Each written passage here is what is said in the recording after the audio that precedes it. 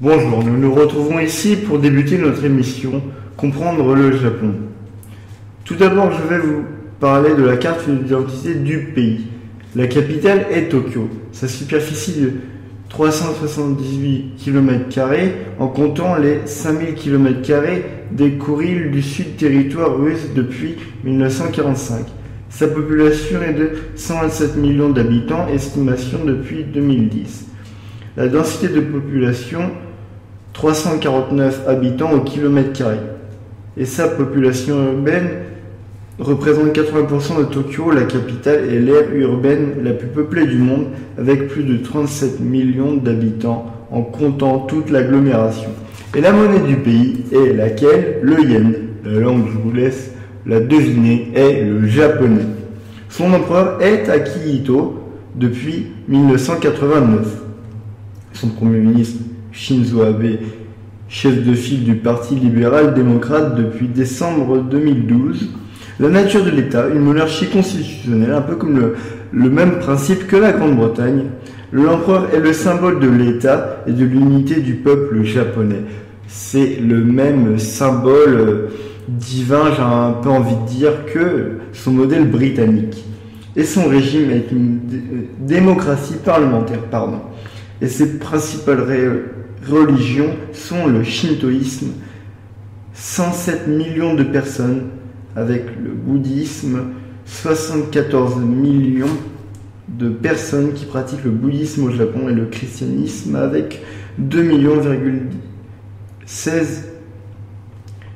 et une autre religion pour 1 million de personnes pour les minorités ethniques, je suppose.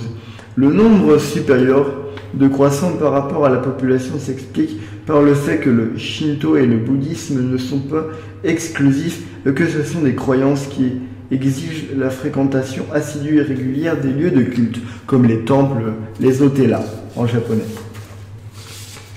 Les revenus moyens depuis 2012, environ 28 000 € par personne et par an, estimation depuis 2010.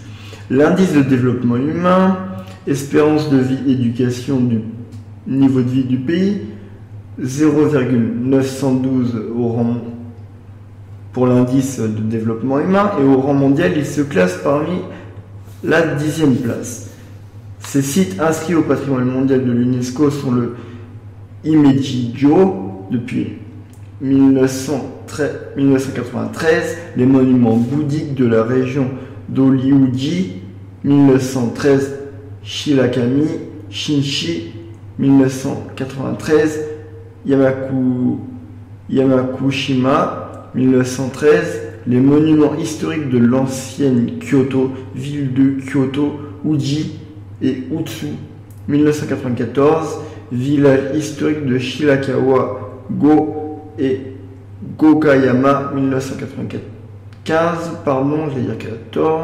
le mémorial de la paix d'Hiroshima, dôme de Genbaku, 1996, le sanctuaire Shinto d'Itsukushima, 1996 également, les monuments historiques de l'ancienne Nara, 1998, les sanctuaires et temples de Nikko, 1999, les sites Gushuku et les biens associés du royaume de Ryukyu depuis les années 2000.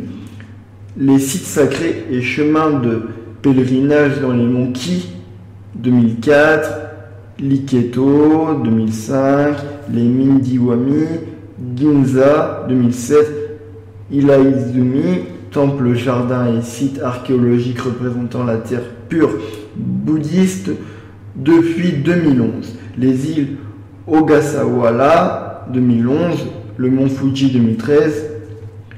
Pour ce qui concerne l'économie du pays, le Japon est à la 2e place de l'économie du monde depuis 1968, derrière les États-Unis, mais le voisin chinois l'a dépassé depuis les années 2000.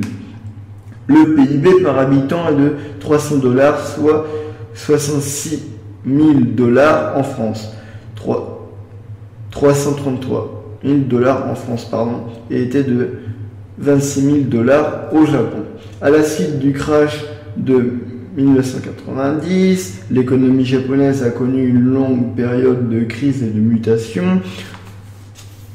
dont elle commençait seulement à émerger avant les événements du 11 mars 2011 qui ne la fragilisent à nouveau. Je voulais bien sûr parler de Fukushima pour ceux qui ne connaîtraient pas trop le pays.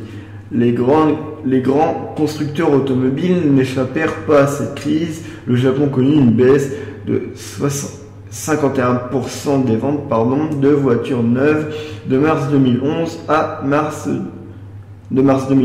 mars 2011. Une agriculture insuffisante. L'agriculture emploie 3,9% de la population active et produit 1,1% de la richesse nationale. Elle est constituée majoritairement de petites parcelles. La riziculture, 7% du territoire, occupe la moitié des surfaces cultivées et assure l'autosuffisance pour cette céréale nationale. Très largement subventionnée, elle se situe souvent dans les plaines côtières au nord, le reste étant occupé par des agricultures à haute valeur ajoutée, fleurs, fruits et légumes. Le pays est le 4e producteur mondial de produits marins, premier consommateur et premier importateur de poissons.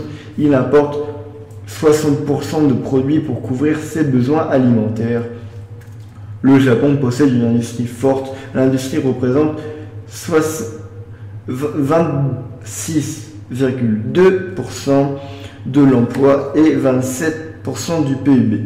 Elle permet au pays d'être le 3e exportateur mondial des produits manufacturés à haute valeur ajoutée. Décidément, aujourd'hui, j'ai du mal avec les pourcentages. L'archipel est très dominante dans les secteurs des nouvelles technologies. Des services en pleine expansion. Les services emploient 69,8% de la population active et génèrent 75,9% du PIB. Leur essor profite à la persistance du petit commerce, de la place grandissante des nouvelles technologies de l'information et de la communication NTIC dans la vie quotidienne et dans le travail de l'association du pays au stade d'un capitalisme financier relativement avancé. Une économie duale. L'économie japonaise est duale. Quelques grandes entreprises sont souvent regroupées autour de la banque et de la maison de commerce. Du groupe commande à une myriade des sous-traitants, les plus souvent constitués de PME, PMI. Voilà, j'en ai terminé. J'espère que ce prologue de l'émission Comprendre le Japon vous a plu et on se retrouve très prochainement pour un nouvel épisode ou un nouveau podcast. Tout simplement, prenez soin de vous et à très prochainement. Salut à toutes et à tous, portez-vous bien.